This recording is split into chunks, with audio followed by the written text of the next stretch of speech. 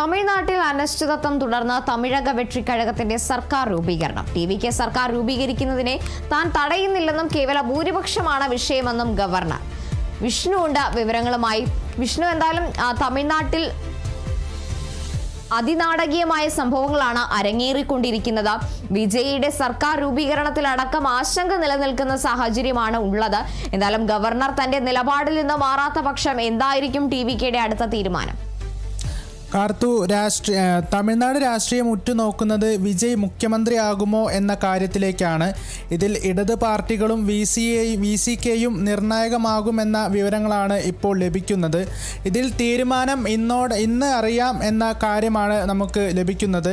അതിൽ അണ്ണാ D M K നീക്കങ്ങളും ഇക്കാര്യത്തിൽ സജീവമാകും. വിജയ് മുഖ്യമന്ത്രിയാകുമോ എന്ന കാര്യത്തിൽ അണ്ണാ ഡി എം കെ നീക്കങ്ങളും സജീവമാകുമെന്ന കാര്യങ്ങളാണ് നമുക്ക് അറിയുന്നത്.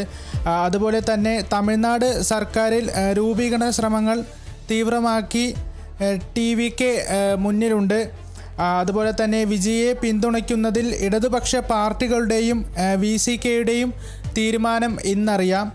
അതുപോലെ തന്നെ വിജയ്ക്ക് ഭൂരിപക്ഷം തെളിയിക്കാനായില്ലെങ്കിൽ സഖ്യ സർക്കാർ ഉണ്ടാക്കാൻ ഡി എം കെ ഒരുങ്ങുകയാണ്. അതുപോലെ തന്നെ ADMK കൂട്ടുപിടിച്ച് സർക്കാർ ഉണ്ടാക്കണമെന്നാണ് ഒരു വിഭാഗം MLA മാർ പറയുന്നത്.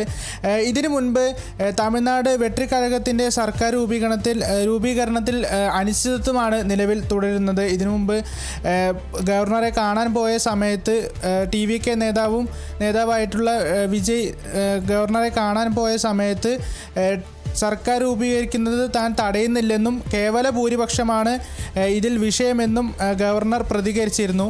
വിജയ് മാത്രമല്ല, മറ്റേത് പാർട്ടിയും ഭൂരിപക്ഷമുണ്ടെന്ന് അവകാശപ്പെട്ടെത്തിയാൽ തനിക്ക് ബോധ്യപ്പെട്ടാൽ സത്യപ്രതിജ്ഞ ചെയ്യാമെന്നുമാണ് ഗവർണർ പറഞ്ഞിരുന്നത്. ഇതിൽ DMK മുന്നണിയിലെ CPIM CPI വിടുതല എന്നിവർ TVKയ്ക്ക് പിന്തുണ നൽകുമെന്ന് ഒരു സൂചന നമുക്ക് ഇപ്പോൾ വരുന്ന റിപ്പോർട്ടുകൾ വ്യക്തമാക്കുന്നുണ്ട്. ഇതിനോടകം തന്നെ ഇന്നലെ 3 പാർട്ടികളുടെയും അധ്യക്ഷന്മാർ മുൻ മുഖ്യമന്ത്രി MK സ്റ്റാലിനുമായും DMKയുടെ മുതിർന്ന നേതാക്കളുമായും ചർച്ച നടത്തിയിരുന്നു. എന്തുതന്നെയായാലും ഇന്ന് രാവിലെ 10 മണിക്ക് CPM CPI സംസ്ഥാന നേതൃയോഗങ്ങൾ ഇക്കാര്യത്തിൽ നടക്കും. ഇതിൽ VCKയുടെ നിലപാടും ഇന്ന് പ്രഖ്യാപിച്ചേക്കുമെന്നാണ് നമുക്ക് കിട്ടുന്ന വിവരങ്ങൾ. അതുപോലെ തന്നെ 3 പാർട്ടികൾക്കുമായി 6 സീറ്റുകളാണ് ഉള്ളത്. അതിൽ ഗവർണർ രണ്ടാമതും അനുമതി നിഷേധിച്ച സാഹചര്യത്തിൽ ഇതിൽ നിയമവഴി തേടാനും TVK ശ്രമം നടത്തുന്നുണ്ടെന്നാണ് പുറത്തു വരുന്ന റിപ്പോർട്ടുകൾ.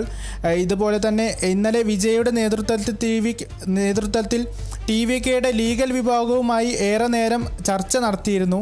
ഇതിൽ TVKയിലേക്ക് പോകാൻ സാധ്യതയുള്ളതിനാൽ അണ്ണാ DMK പുതുച്ചേരിയിലെ റിസോർട്ടിലേക്ക് മാറ്റി 25 നിയുക്ത MLA മാർ അവിടെ തന്നെ തുടരുന്ന സാഹചര്യമാണ് ഉള്ളത്. ഇന്നലെ രാത്രി എടപ്പാടി പളനിസ്വാമി റിസോർട്ടിൽ MLA മാരെ താമസിപ്പിച്ചിട്ടുള്ള റിസോർട്ടിലെത്തി നിയുക്ത MLA മാരെ കാണുകയും അതിനുശേഷം അറിയിപ്പുണ്ടാകും വരെ പുതുച്ചേരി വിട്ട് പോകരുതെന്ന് നിർദ്ദേശം നൽകുകയും ചെയ്തിരുന്നു. കാർത്തു, ശരി, വിഷ്ണുവാണ് വിവരങ്ങൾ നൽകിയത്.